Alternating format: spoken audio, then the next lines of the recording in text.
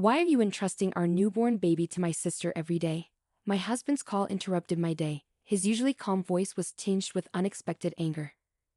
Rapidly, I sought to dispel the misunderstanding.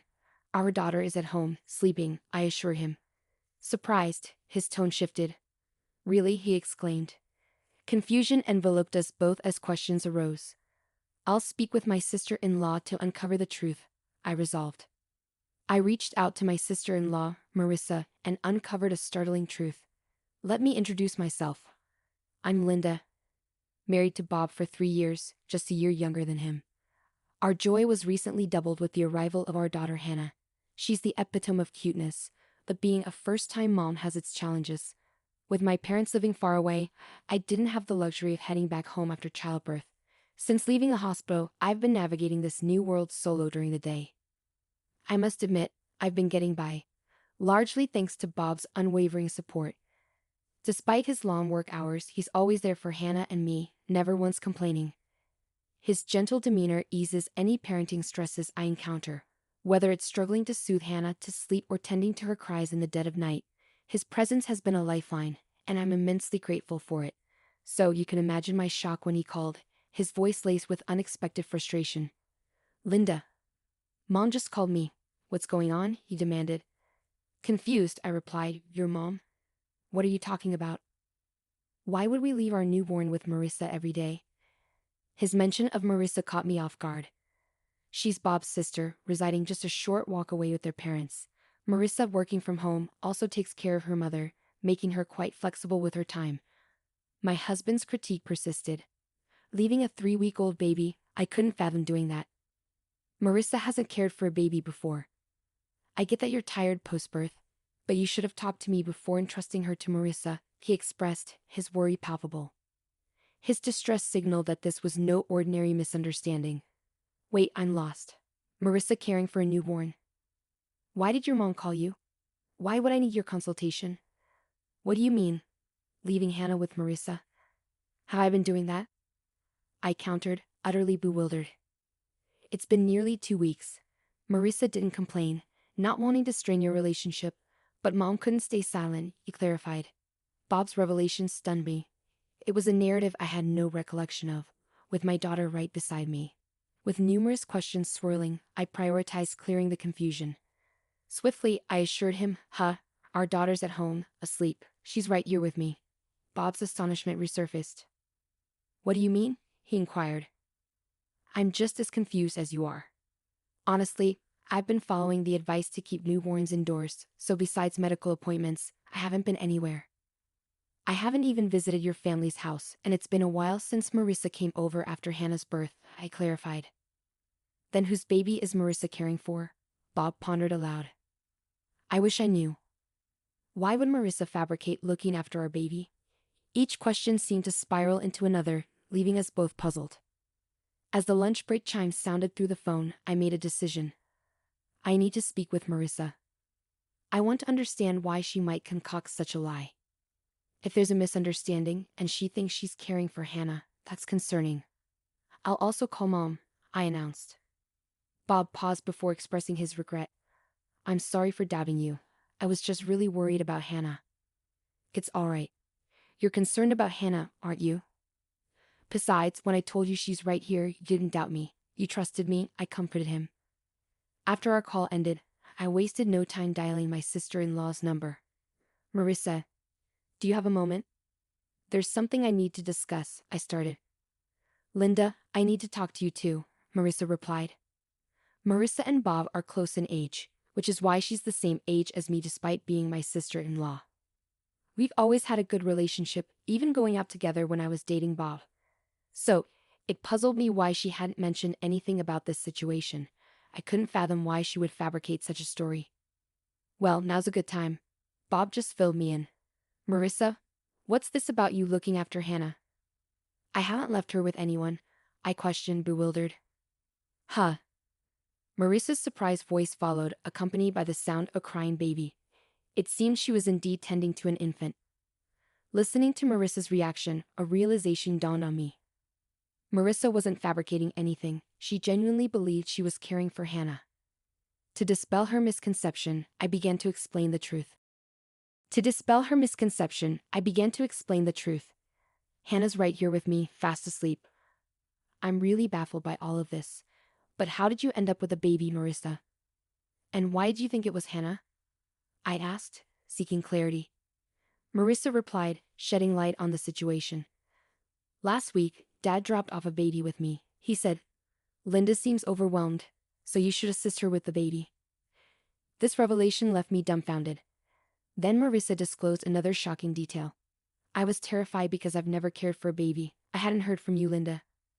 And when I considered calling you, Dad warned, if you contact Linda, she'll just stress out. Show some consideration for your sister-in-law. I have my own responsibilities, even when I'm at home. It appeared that my father-in-law's deceit initiated this chaos, but the identity of the child Marissa was caring for remained unclear. Thinking that confronting my father-in-law directly might resolve the confusion, I inquired if he was home. Unfortunately, he's out at the moment. Lately, he returns home late in the evening, takes the child Marissa's been tending to, claiming he'll return her to Linda, then leaves again. He usually returns in about 20 to 30 minutes, Marissa explained. Frustrated by my father-in-law's manipulation involving my daughter and me, I felt compelled to address the situation head-on. I understand. I'll discuss this with Bob, but we might visit tonight, I decided before ending the call. I promptly emailed my husband, detailing what I learned from his sister. We should ask Dad directly, came the suggestion. So when Bob returned home, we made our way to my in-laws. Along the journey, Bob recounted his conversation with his mother.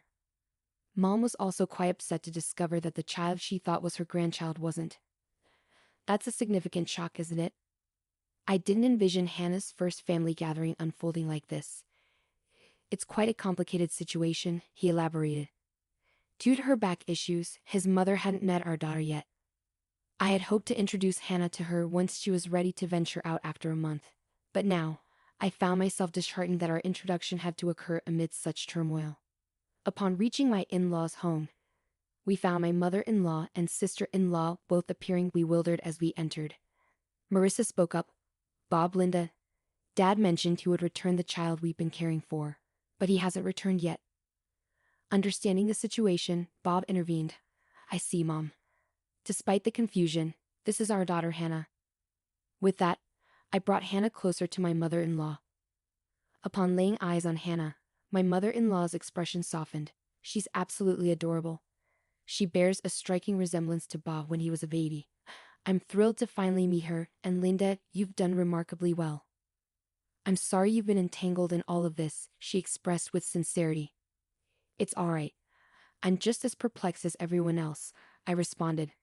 Just as I spoke, Marissa chimed in. I'm baffled too. Who is this child I've been caring for? I don't understand why Dad would lie like this. I've been putting in so much effort, believing it was Hannah. He should consider my feelings too. Marissa's frustration mirrored my own towards our father-in-law. Attempting to lighten the mood, Bob interjected, but Marissa, you've met Hannah before. You should have noticed it's a different baby. Well, don't all babies look alike? I thought something was off. But I assumed babies' appearances change quickly. Marissa hastily defended herself. At that moment, our father-in-law returned. I'm back. Wait, why are Bob and Linda here? Our father-in-law's panic was palpable.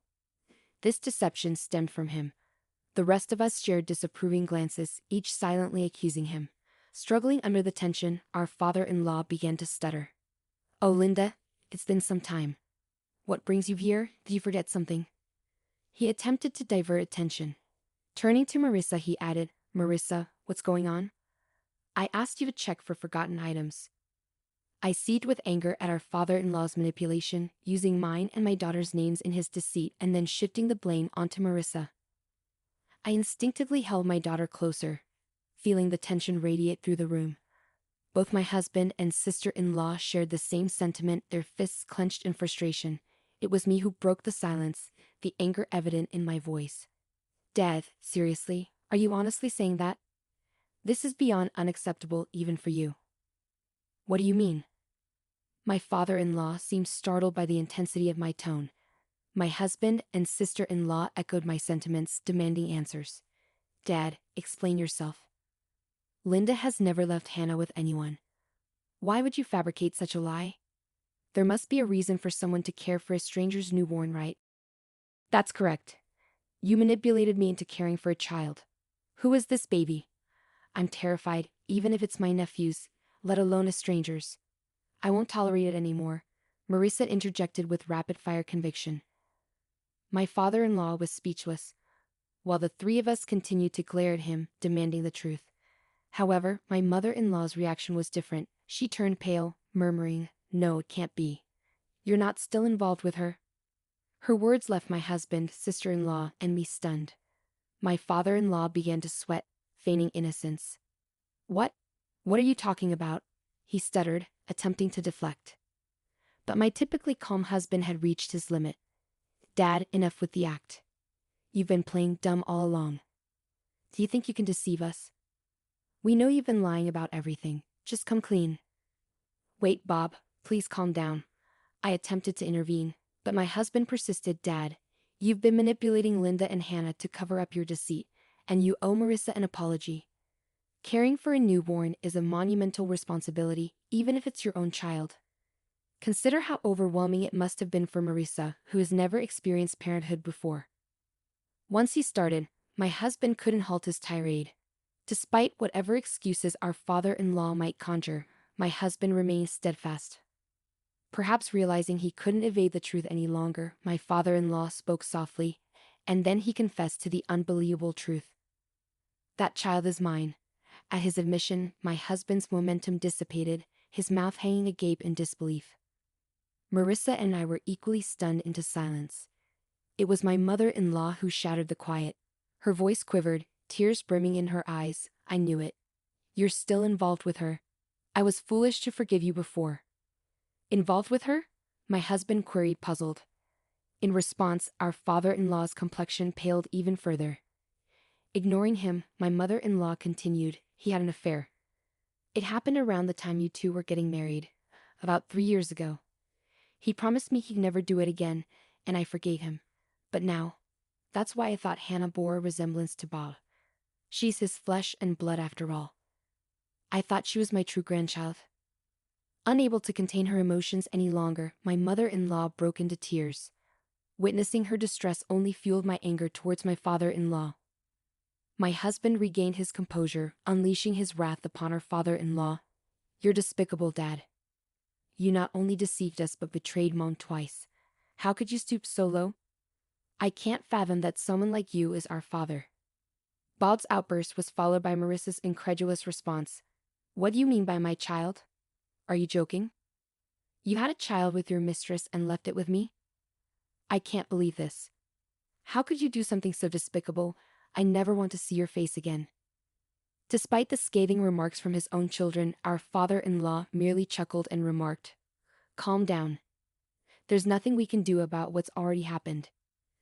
The mistress didn't want to marry me or anything like that. She just didn't have any money, so she had to work.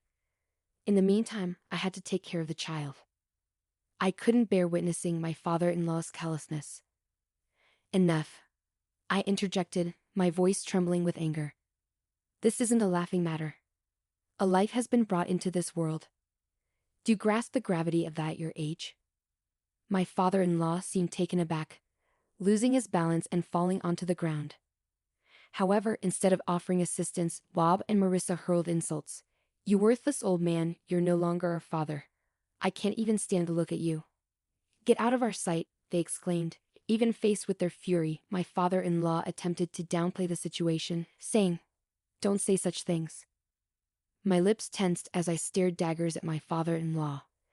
I no longer have the patience to tolerate someone like you. Let's get divorced, I declared firmly.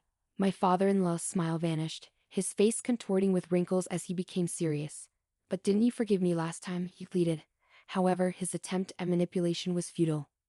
Yes, I forgave you for your infidelity, but I won't tolerate your disrespect any longer, I retorted.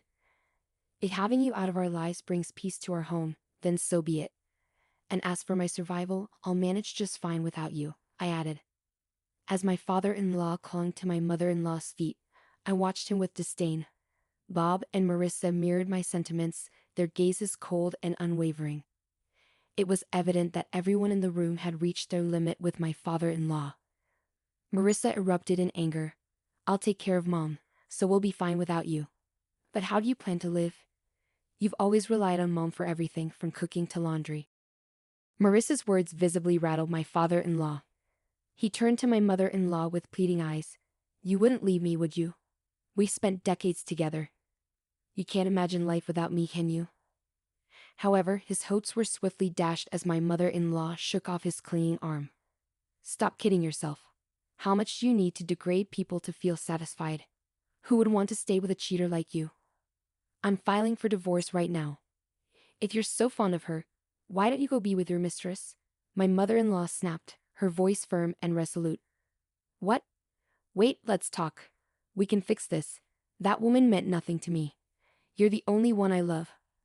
My father-in-law pleaded, clutching onto my mother-in-law once more, but he was met with another wave of Marissa's fury.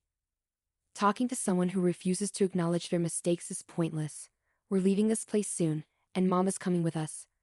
Until we're gone, stay away from home, Dad. I never want to see you again. Now get out. Marissa demanded, attempting to forcefully escort my father-in-law out. When he refused to budge, Bob had to physically drag him away. Please wait. Give me another chance, just one more. My father-in-law pleaded until the very end, but his pleas fell on deaf ears as nobody paid him any attention. As Marissa had foreseen, my father-in-law's life spiraled into chaos. Struggling to manage even the simplest tasks, he found himself unable to tolerate the growing clutter and filth in his home. Desperate for assistance, he turned to his mistress, only to be met with rejection at her doorstep. It appeared she had no intention of marrying him either. With no one left to care for the children, his mistress was unable to work, leading to financial strain.